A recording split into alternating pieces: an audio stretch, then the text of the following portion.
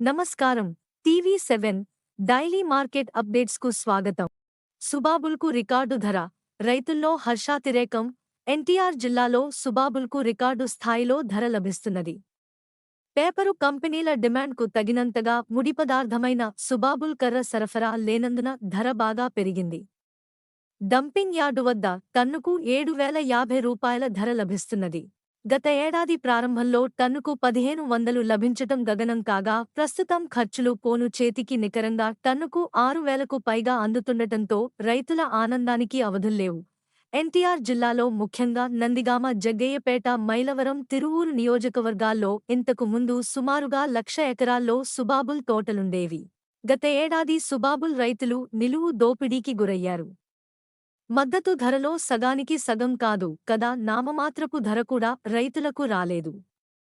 గత జనవరిలో టన్నుకు 1,500 రావటం చాలా కష్టమైంది. గత 5 ఏళ్లుగా గిట్టుబాటు ధర ఇవ్వకుండా పేపరు కంపెనీలు రైతులను జలగల్లా పీల్చి పిప్పిచేశాయి.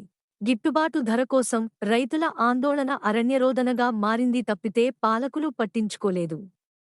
తీవ్రంగా నష్టపోయిన పలువురు రైతులు సుబాబుల్ తోటలు తొలగించి ప్రత్యామ్నాయ పంటలు సాగు చేయటం ప్రారంభించారు. దీంతో జిల్లాలో తోటల సాగు విస్తీర్ణం గణనీయంగా తగ్గింది. ప్రస్తుతం సుబాబుల్ తోటలు 50,000 ఎకరాల లోపు ఉంటాయని అంటున్నారు.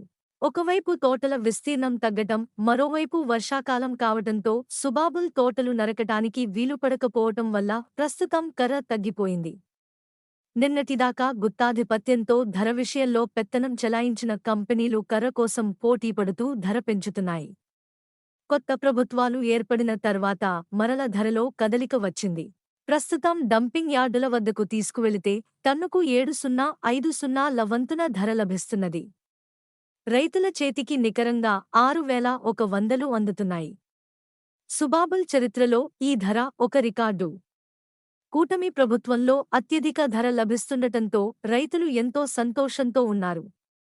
కంపెనీల అవసరాల మేరకు కర్ర సరఫరా లేనందున ఈ ధర ఇంకా పెరగవచ్చునని రైతులు అంటున్నారు.